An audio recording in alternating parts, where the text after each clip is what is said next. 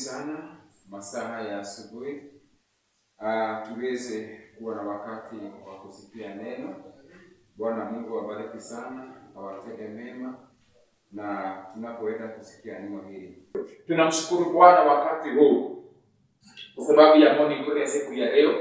Asante kwa sababu ya nafasi hii ambayo nimepata kuweza kuhudumu na kuomba katika haya madhabahu ya CFF Kiambombi chini ya mchungaji wa Bwana Pastor Janes Ilimuri. Bwana mtende mema mahali hapo, Bwana mtende mema na akambariki sana, na neema ya Bwana izidi kuwa juu yake. Na tuombe kwa ajili ya neno. Baba, katika jina la Yesu Kristo, tunakushukuru sana masaa ya asubuhi. Baba, asante kwa kutuamsha tuje tuombe. Tunakuinua Bwana, tunalibariki jina lako. Tunapoenda kusikia neno Bwana, tunenee, tuko tayari Baba kwa ajili yako. Na katika jina la Yesu Mungu tumeomba na kuamini. Amen. Amen. Zaburi 15 mstari wa kwanza hadi mstari wa 5 inaongea kuhusu mtu mtakatifu. Mtu mtakatifu, kuna vile maandiko inanena ya kwamba atakaa, na kuna the reward ya mtu mtakatifu. Maandiko inasema ya kwamba Bwana, ni nani atakayekaa katika hema yako? Ni nani atakayefanya maskani yake katika kilima chako kitakatifu? Ni mtu aendaye kwa ukamilifu na kutenda haki, asemaye kweli kwa moyo wake, asiyezingizia kwa ulimi wake, wala hakumtenda mwenziwe mabaya, wala hakumsekenya jirani yake. Machoni pake mtu asiyefaa hudharauliwa, bali huwaheshimu wamchao Bwana. Ingawa ameapa kwa hasara yake, hayabadili maneno yake. Hakutoa fedha yake apate kula riba, hakutoa rushwa amwangamize asiye na hatia. Mtu atendaye mambo hayo hataondoshwa milele. Bwana Yesu apewe sifa. Maandiko yanatuhimiza asubuhi ya leo ya kwamba tuwe watu watakatifu, tuwe watu ambao wanafaa kitu mbele za Bwana, tuwe watu ambao wanafuata njia za Bwana, tuwe watu ambao wanataka kujua mtu anaweza kaa namna gani ampendeze Mungu. Daudi aliuliza Mungu swali ya kwamba Bwana, ni nani atakayekaa katika hema yako? Mtu anayetaka kukaa mahali pa Mungu patakatifu ni mtu ambaye anasoma neno, anataka kujua mtu ili aweze kubalika machoni kwa Mungu anastahili kufanya nini. Mtu ili aweze kupendeza Bwana, ili mtu aweze kubarikiwa na Mungu, anaweza fanya namna gani? Mtu huyo anasoma maandiko ya Bwana ili akajue mapenzi ya Bwana na ili akaweze kuyatimiza. Na mapenzi ya Bwana inafanya kazi katika maisha ya mtu huyo. Kwa hivyo maandiko yanasema ya kwamba ni nani atakayefanya maskani yake, yani ni nani atakayefanya makao katika hema ya Bwana? Ni nani huyo atakayeingia katika madhabahu ya Bwana apate kutoa dhabihu na ikubalike na Mungu? Ni mtu ambaye mikono yake haina hatia, ni mtu ambaye mawazo yake inaona yaliyo mema ya Bwana, ni mtu ambaye mawazo yake imetakasika, ni mtu ambaye miguu yake inatembea mahali ambapo ni patakatifu, mtu ambaye amejilinda, mtu ambaye analinda mawazo yake, mtu ambaye analinda mwili wake ili Roho wa Bwana aendelee kukaa ndani yake, aendelee kufanya kazi ndani yake. Mtu huyo ndiyo maandiko inasema ya kwamba anakubalika kutengeneza maskani yake katika mahali patakatifu pa Mungu. Praise the Lord. Basi inasema ni mtu aendaye kwa ukamilifu na kutenda haki, asemaye kweli kwa moyo wake. Ni mtu ambaye aendaye kwa ukamilifu. Ukamilifu wa mienendo ya mtu inamsaidia wakati anaomba, anakubalika. Wakati anatoa dhabihu, anakubalika. Wakati ananena, anakubalika. Watu wanamsikiza.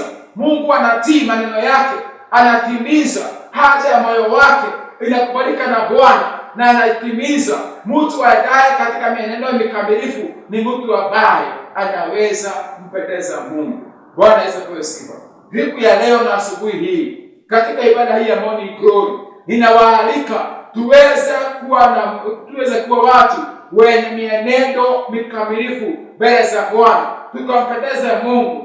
tukaweze kukaa katika mahali patakatifu pa Bwana, tukiwa na ukamilifu wa Bwana. Roho wa Bwana aweze kufanya kazi ndani yetu.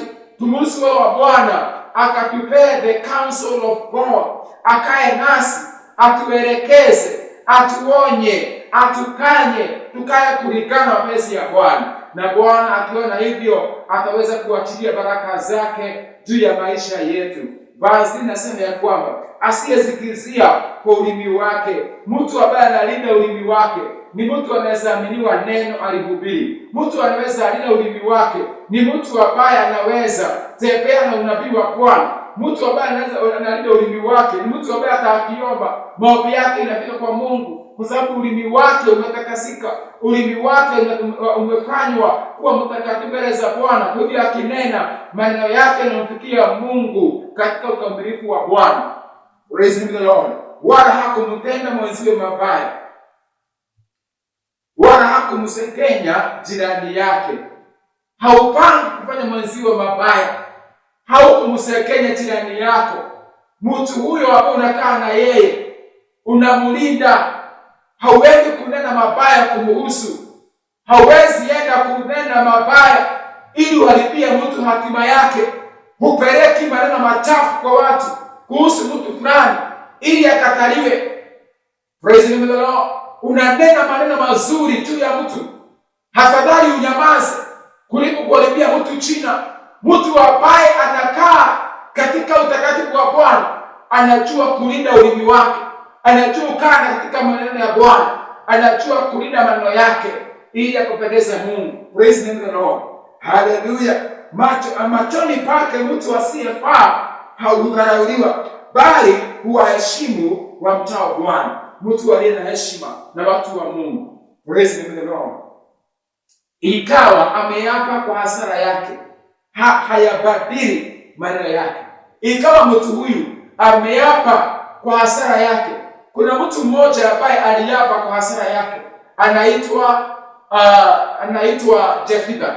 Jefitha wakati aliitwa na watu wao aende akawapiganie vitani, na akamwomba Mungu ya kwamba akienda ashindani, kile kikamlaki akirudi atamtolea Mungu kikiwa dhabihu. Na wakati aliapa hivyo, hakujua ya kwamba mtoto wake wa pekee msichana ndiye atamlaki. Na wakati alipomlaki, hakuwa na lingine ni kutii maneno ya kinywa chake kwa Mungu.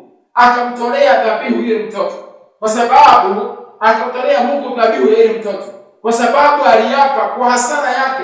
Hakubadili maneno yake, hata kama aliona ni hasara kwake kumtoa mtoto, lakini hakubadili maneno yake, alimheshimu Mungu. Hivyo ndivyo Mungu anamaanisha ya kwamba mtu aliye na haja na Mungu, hata akiapa juu ya kitu, wakati jambo hilo linatimia, na alikuwa amesema ya kwamba kuna dhabihu nitamtolea Mungu, anamtolea Mungu hiyo dhabihu bila kuhesabu hasara upande wake. Bwana Yesu apewe sifa, ili akaweza kumpendeza Mungu. Nazo baraka za Mungu zinaweza kuja katika maisha yake. Bwana Yesu apewe sifa. Hakutoa fedha yake apate kula riba. Praise the Lord. Mtu huyo hata akienda kutafuta kazi, mtu huyo anafuata njia iliyo ya haki. Mungu amtetee. Sio mtu wa kutoa hongo ili apate kazi. Sio mtu wa kutoa hongo ili angamize watu fulani.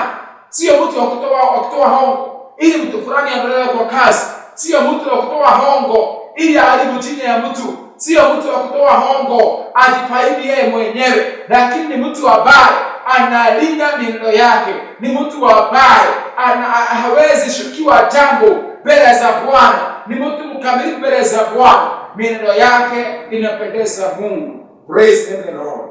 Hakutoa rushwa amwangamize asiye na hatia. Mtu atendaye mambo hayo hataondoshwa milele. Kuondoshwa wapi?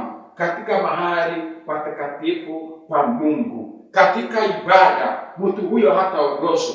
Katika dhabihu za watakatifu, mtu huyo hataondoshwa. Katika maombi ya watakatifu, mtu huyo hataondoshwa. Katika baraka za Bwana, mtu huyo hataondoshwa. Katika hatima yake kufanikiwa, mtu huyo hataondoshwa. atabarikiwa, Mungu atamlinda, magonjwa haitampata, ajali haitampata. Mtu huyo atalindwa, mwanga wa Bwana utamumulika, miguu yake itakuwa na mwanga wa Bwana, hata kanyaga mahali pateresi. Mtu huyo ameni na Bwana hataanguka, mtu huyo hataondoshwa katika ulinzi wa Mungu katika jina la Yesu. Mtu kama huyo hataondoshwa katika ahadi za Bwana. Uzima wa milele amehesabiwa, baraka za Bwana zimehesabiwa kwake, kwa sababu ameweza kulinda uhusiano wake mwema na Mungu. Mahali patakatifu pa Bwana ataweza kutengeneza maskani yake katika hema ya Bwana. Bwana Yesu apewe sifa. Kwa hivyo ninawaalika tuweze kumwomba Mungu atusaidie kuenenda mienendo mitakatifu, mienendo mielekevu ya kumpendeza Mungu. Tuwe watu watakatifu, tuwe watu ambao watamwachilia Mungu aweze kuongoza maisha yao. Tuachilie Roho wa Bwana achukue nafasi yake ndani yetu, atuongoze katika jina la Yesu Kristo, kwa sababu Mungu ni mwema na Mungu ni mwaminifu, katika jina la Yesu Kristo. Bwana abariki sana, akawatende mema na mpate kubarikiwa na Bwana.